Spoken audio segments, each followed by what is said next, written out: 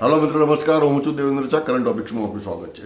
મિત્રો અમદાવાદ મ્યુનિસિપલ કોર્પોરેશનમાં એક જ જગ્યાએ અડ્ડો જમાવીને વર્ષોથી બેઠેલા અધિકારીઓની કોઈ કમી નથી। આ લોકો એક જ પોસ્ટ પર 10 વર્ષ 15 વર્ષ 20 વર્ષથી એક જ સ્થાને બેસીને ફરજ બજાવી રહ્યા છે।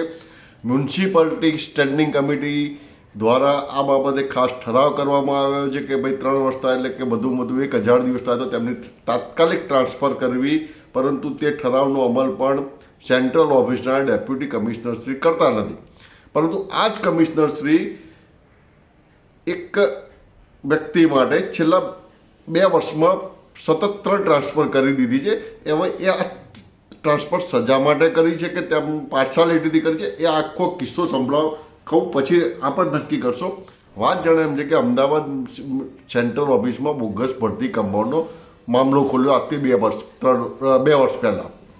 તે વખતે બધાના નિવેદન લેવા તેમાં સેન્ટ્રલ ઓફિસમાં ફરજ બજાવતા કૌશિકભાઈ પટેલનું પણ પોલીસ નિવેદન લેવામાં આવ્યું હતું।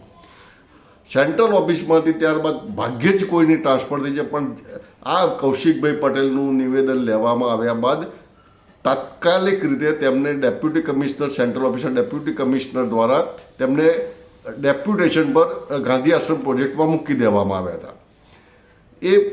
એ બાબતને લગભગ 1.5 વર્ષ થયું। તે સમયગાળા દરમિયાન અમદાવાદ શહેરના પ્રથમ નાગરિક મેયરશ્રીની ઓફિસમાં OS એટલે કે ઓફિસ સુપ્રિન્ટેન્ડન્ટની જગ્યા ખાલી પડતા જે ફરજ બજાવતા હતા તે નિવૃત્ત થતાં તેમણે સેન્ટ્રલ ઓફિસના ડેપ્યુટી કમિશનર આરજોભાઈ શાહ પાસે નવા OSની માગણી કરી।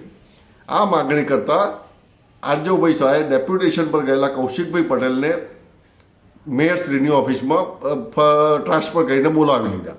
આ બાબતને હજી લગભગ 4-5 મહિના થયા છે અને છેલ્લા થયા છે ત્યાં જ ફરીથી 2 દિવસ પહેલાં કૌશિકભાઈ પટેલની ટ્રાન્સફર મેયર ઓફિસમાંથી ગાંધી આશ્રમમાં કરવામાં આવી।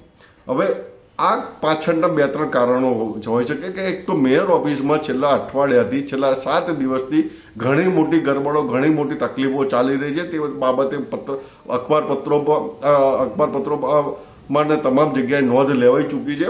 આ ગરબડ શું છે, તેની પાછળ કોણ જવાબદાર છે, કોણ શિકાર કરી રહ્યું છે અને કોનો શિકાર કર્યો છે તે બાબતો તો ભવિષ્ય જ બતાવશે।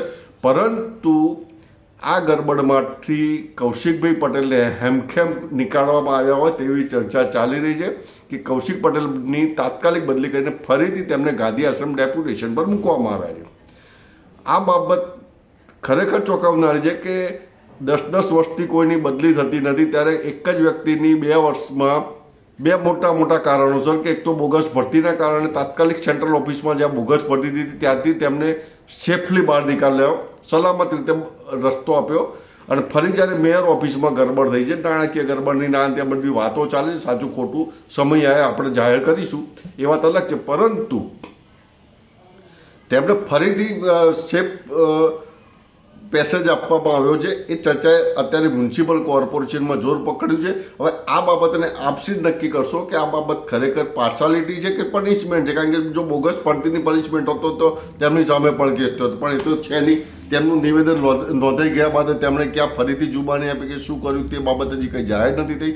અને મેયરશ્રીએ ખાલી એમ માગણી કરી હતી કે અમારે OS જોઈએ, ત્યારે મેયરશ્રીની ઓફિસમાં ડેપ્યુટેશન પર ફરજ બજાવતા કૌશિકભાઈ પટેલને ફરીથી ત્યાં લાવવામાં આવ્યા અને મેયર ઓફિસમાં ગરબડ થતાં ફરીથી પાછા તેમને તાત્કાલિક જે દિવસે આ ગરબડ થઈ ગુરુવારે સ્ટેન્ડિંગ કમિટી બાદ જ્યારે મેયરશ્રીની એન્ટી ચેમ્બરમાં આ બાબતે ધમાસણ ચાલ્યું હતું, તેના 1 કલાક બાદ જ બીજા બધા સામે તો જે થયું હોય, પરંતુ તાત્કાલિક આરજવ શાહ દ્વારા કૌશિકભાઈ પટેલને ફરીથી ડેપ્યુટેશન પર મોકલી આપવામાં આવ્યા છે।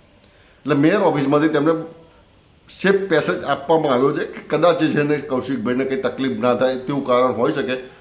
જોવાનું એ છે કે આગળ શું થાય છે। મેયરશ્રીની ઓફિસમાં ચાલતી ગરબડ 35 લાખની ગરબડ જે બધું ચાલી રહ્યું છે, શું થાય છે તે પણ જોવું રસપ્રદ બનશે। જોઈએ છે આગળ શું થાય છે। આશા છે કે આ બાબત આપ જ નક્કી કરશો, આપ જ અભિપ્રાય આપશો કે આરજવ શાહે કોને બચાવે છે અને કોને પનિશમેન્ટ કરી રહ્યા છે। આ વિડીયો આપને પસંદ આવી હશે। જય હિન્દ, જય ભારત, જય ગરવી ગુજરાત।